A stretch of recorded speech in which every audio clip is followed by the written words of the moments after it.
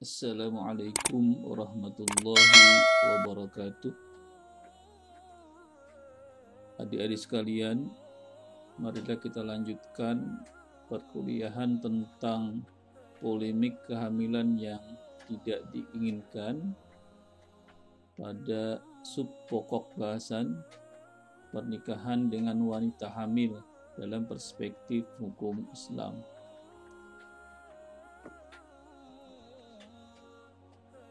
Sebelum kita membahas tentang pernikahan dengan wanita yang telah hamil, mungkin ada baiknya kita sampaikan dulu mengenai pengertian nikah. Nikah dalam arti hakikatnya adalah wato, yang artinya bersenggama atau berhubungan intim. Sedangkan menurut arti majaz, menurut arti kiasan, nikah adalah merupakan akad nikah. Definisi untuk nikah ini ada bermacam-macam. Salah satu yang kita ambil di sini menurut kompilasi hukum Islam, nikah adalah ikatan lahir batin antara seorang pria dan seorang wanita sebagai suami istri dengan tujuan membentuk keluarga, rumah tangga yang bahagia dan kekal berdasarkan ketuhanan yang Maha Esa. Tujuan pernikahan ada beberapa. Di sini yang kita kaitkan dengan pernikahan dengan wanita hamil di sini adalah melanjutkan dan memelihara keturunan, kemudian membentengi diri dari perbuatan maksiat dan menyalurkan libido secara halal. Kemudian rukun nikah itu ada calon suami dan ada calon istri, ada wali dari calon istri, ada 2 orang saksi, kemudian ada ijab dari wali calon istri atau wakilnya, dan ada kabul dari calon suami atau wakilnya. Syarat nikah bagi calon suami adalah Islam, jelas kelaki-lakiannya, tidak dipaksa, tidak beristri lebih dari 4 orang, tidak mempunyai istri yang haram dimadu dengan calon istri. Kemudian dari calon istri syaratnya Islam, jelas, telah memberi izin kepada wali untuk menikahkannya, tidak bersuami, dan tidak dalam masa iddah. Ini kita beri warna biru terkait nanti dengan nikah dengan wanita hamil. Bukan muhrim calon suami, belum pernah dili'an oleh calon suami. Nah, sekarang kita masuk ke materi inti dari perkuliahan bagian 2 ini, yaitu hukum nikah dengan wanita hamil. Hukum nikah dengan wanita hamil ini ada perbedaan pendapat di kalangan ulama. Ada yang menyebutkan hukumnya sah, tetapi ada juga yang menyebutkan hukumnya tidak sah. Nah, kedua pendapat ini tentu akan berimplikasi terhadap nasab anak. Nasab adalah garis keturunan anak. Juga berimplikasi terhadap hak waris, dan juga kalau anaknya perempuan, anak yang dikandung lahir nanti perempuan, maka juga bisa berimplikasi kepada wali nikah. Siapakah yang berhak menjadi wali nikah kalau anak perempuan ini nanti nikah dengan laki-laki. Bagaimanakah wanita hamil nikah kemudian dengan laki-laki yang menghamilinya? Nah, dalam hal seperti ini, jumhur fuqaha sudah sepakat hukumnya adalah sah. Jadi tidak masalah. Dan menurut kompilasi hukum Islam, bab 8 pasal 53, seorang wanita hamil di luar nikah dapat dikawinkan atau dinikahkan dengan pria yang menghamilinya. Perkawinan dengan wanita hamil yang disebutkan pada ayat 1 ini dapat dilangsungkan tanpa menunggu lebih dahulu kelahiran anaknya. Sekali lagi, dapat dilangsungkan tanpa menunggu lebih dahulu kelahiran anaknya. Dengan dilangsungkannya perkawinan pada saat wanita hamil, tidak diperlukan perkawinan ulang setelah anak yang dikandung lahir. Bagaimanakah anak yang sah menurut hukum Islam?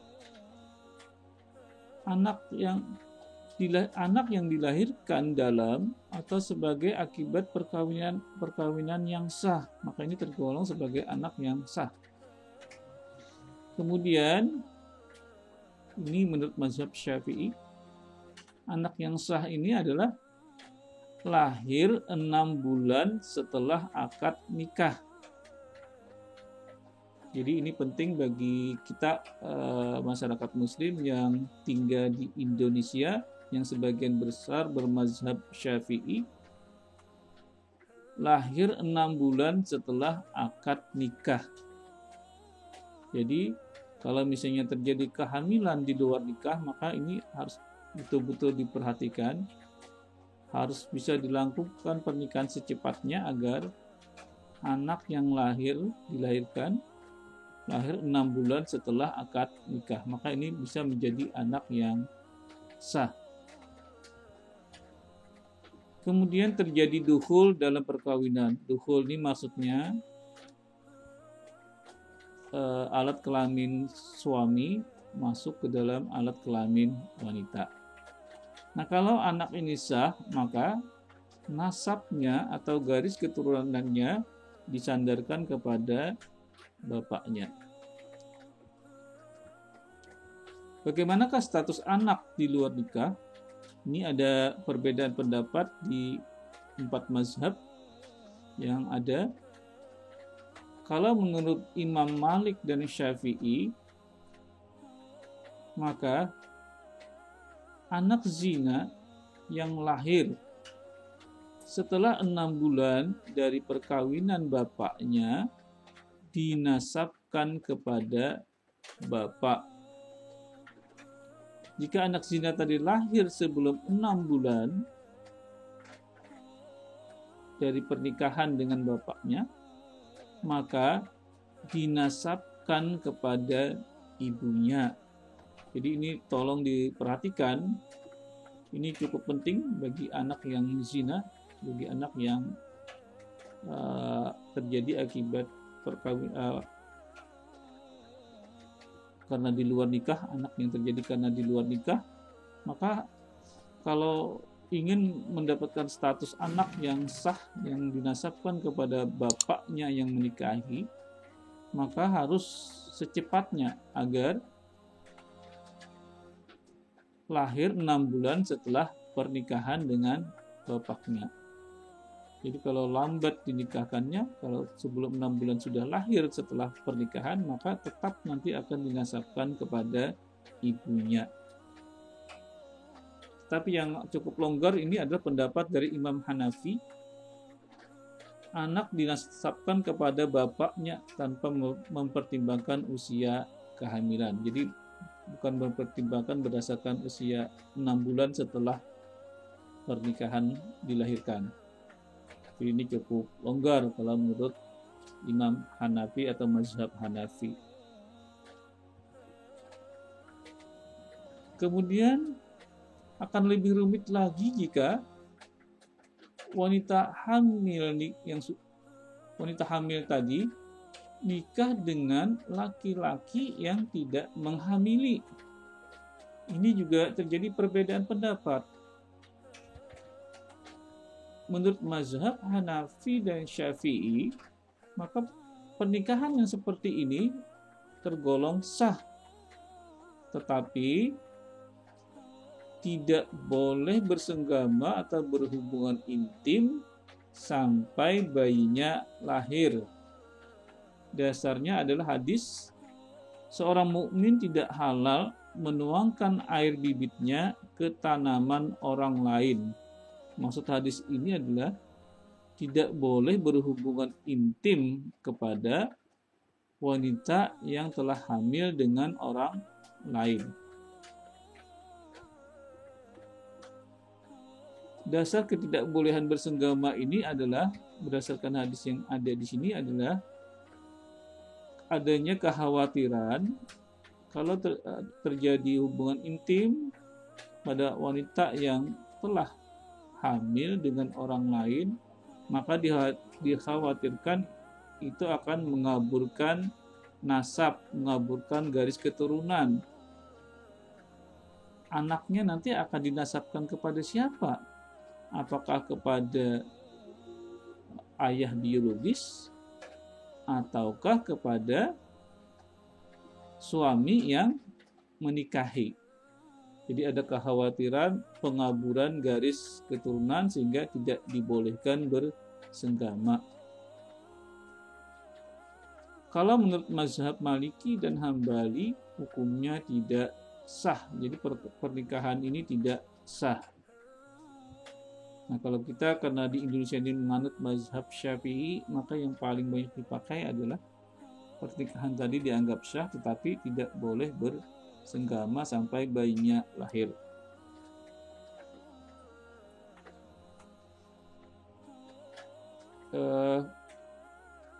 Pendapat ini mungkin bisa kita diskusikan lebih lanjut kalau kita kaitkan dengan ilmu embriologi.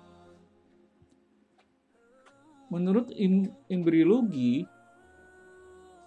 kalau seseorang itu sudah hamil, atau dengan kata lain sel ovum telah dibuahi oleh spermatozoon, maka hasil pembuahan tadi tidak akan berubah. Meskipun misalnya setelah terjadi pembuahan itu ada masuk sperma yang lain.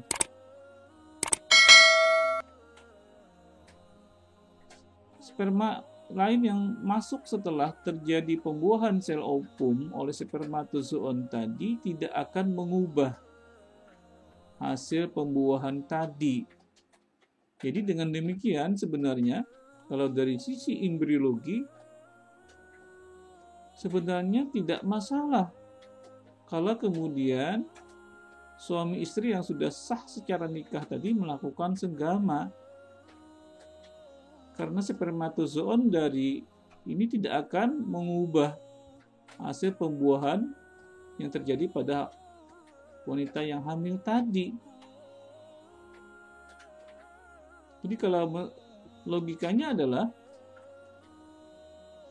kalau pernikahannya sah, padahal kalau namanya nikah itu sah, maka justru nikah yang sah inilah yang akan menghalalkan melakukan senggama. Karena kalau kita lihat nikah dari arti hakiki tadi, artinya adalah bersenggama. Jadi kalau si nikahnya sah berarti bersenggamanya juga sah. Jadi dengan demikian hukum pernikahan dengan wanita hamil ya dengan laki-laki yang tidak menghamili hukumnya adalah sah dan bisa didiskusikan lebih lanjut dengan pendekatan multidisipliner bahwa masih ada alternatif bahwa boleh dilakukan bersenggama karena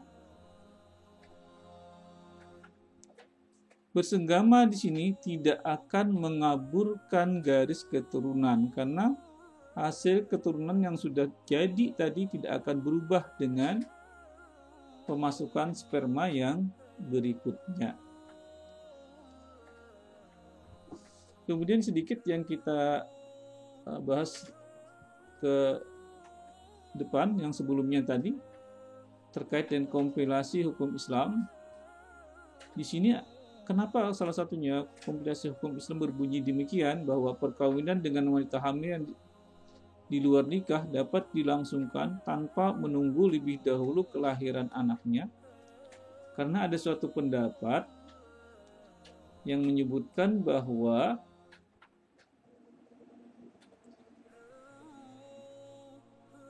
perkawinan dengan wanita hamil itu dapat dilangsungkan tetapi harus menunggu lebih dahulu kelahiran anaknya.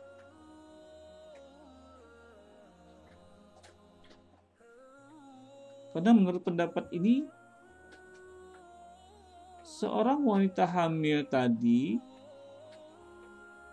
kalau anaknya belum dilahirkan, maka dia masih dalam masa iddah. Padahal tadi syarat pernikahan wanitanya tidak boleh dalam masa iddah. Iddah wanita hamil adalah setelah melahirkan. Sehingga ada yang berpendapat bahwa kalau wanita tersebut hamil di luar nikah, maka nanti pernikahannya harus dilangsungkan, harus menunggu kelahiran anaknya dulu. Karena masih dalam masa iddah, sehingga tidak dibolehkan untuk atau tidak sah kalau nikah pada saat dalam keadaan hamil. Dan pendapat tadi kemudian menyebutkan kalau memang dilakukan pernikahan pada saat wanita hamil, maka perlu dilakukan pernikahan ulang setelah anak yang dikandung lahir.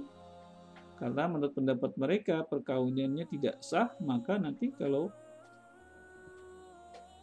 sudah lahir baru dilakukan pernikahan ulang. Nah, pendapat ini bisa kita komentari sebagai berikut. Di sini tadi menyebutkan tidak sah kalau wanita hamil tadi melakukan pernikahan pada saat dalam keadaan hamil. Jadi harus menunggu anaknya dengan alasan masih dalam masa iddah. Perlu diketahui bahwa masa iddah itu terjadi setelah pernikahan yang sah. Jadi kalau kita lihat di sini wanita yang hamil di luar nikah itu tidak pernah melakukan pernikahan yang sah. Sehingga dengan demikian wanita hamil yang bersangkutan tidak memiliki masa iddah. Sehingga saya setuju dengan kompilasi hukum Islam ini bahwa perkawinan dengan wanita hamil dapat dilangsungkan tanpa menunggu lebih dahulu kelahiran anaknya. Karena wanita hamil ini tidak dalam masa iddah, maka kalau dilangsungkan pernikahan, maka perkawinannya tetap sah. Sehingga tidak diperlukan perkawinan ulang atau pernikahan ulang setelah anak yang dikandung lahir. Demikian ini seluk-beluk dari hukum perkawinan dengan wanita yang telah hamil sebagai salah satu solusi alternatif polemik kehamilan yang tidak diinginkan. Demikian yang bisa saya sampaikan. Mudah-mudahan ada manfaatnya. Wabillahi taufiq wal hidayah. Assalamualaikum warahmatullahi wabarakatuh.